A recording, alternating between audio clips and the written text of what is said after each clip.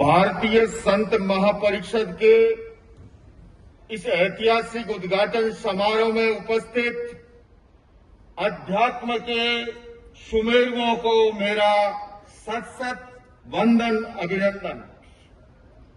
आज बेंगलुरु की धरा पर इस ऐतिहासिक कार्यक्रम को देख करके मन आह्लादित है, प्रफुल्लित है, प्रमुदित है और मैं ये कह सकता हूं कि हमारी महान भारतीय संस्कृति और भारत देश का भविष्य इन संतों की उपस्थिति की बदौलत में कह सकता हूं उज्जवल है और उस भारतीय संस्कृति के संरक्षण और संवर्धन के लिए आज हमको सबको संकल्पित होना है।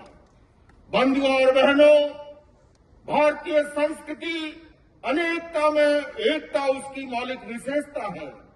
बहुलतावादी संस्कृति उसकी खूबी है और मैं पूज्य स्वामी जी आपका इस बात के लिए भी अभिनंदन करना चाहता हूं कि आपने सनातन की महान परंपराओं को, भारत में जितने भी धर्म उत्पन्न हुए उन सबको एक साथ में बिठाया है और मैं निवेदन करना चाहता हूं कि आओ मिलकर बैठे आपस में बात करें, आओ मिलकर बैठे आपस में बात करें, 4 कदम ही सही चलने का साथ करें।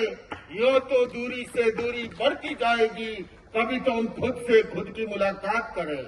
मैं पुनः इस भारतीय संत महापरिषद के उद्घाटन के अवसर पर जैन धर्म की ओर से, जैन परंपरा की ओर से ये कहना चाहता हूं कि आप जो भी इस परिषद में निर्णय लेंगे, संपूर्ण जैन समाज चट्टान की तरह आपके साथ खड़ा मिलेगा। जहां पर भी इस निर्णय से इस कंकर की भी आवश्यकता होगी, 24/7 मैं आपके साथ लगा मिलूंगा।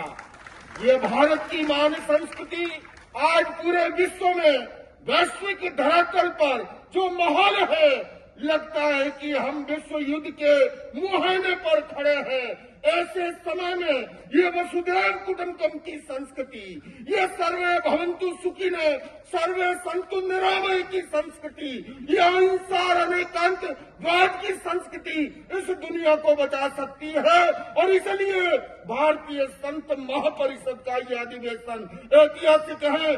मैं खड़े होकर के आपका अभिनंदन करना चाहता हूँ और यही आप सबको निवेदन करना चाहता हूँ। मैं सबसे पहले स्वामी जी के लिए कहना चाहता हूँ कि बात से बलिदान कठिन है, पतन से आज उत्थान कठिन है, गाता है खंडर का हर पत्थर, ध्वंस सरल निर्माण कठिन है।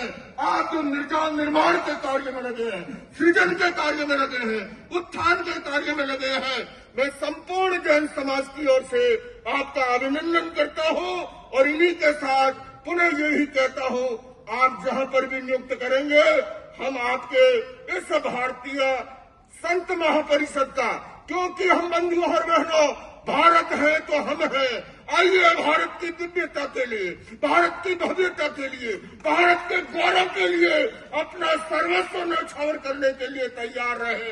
अगर देश नहीं है तो हमारा कोई अस्तित्व नहीं है, देश है तो सब कुछ है।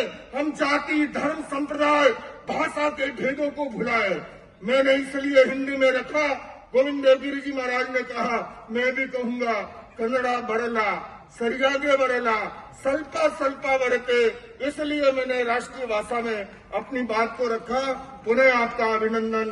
ओम अरहम।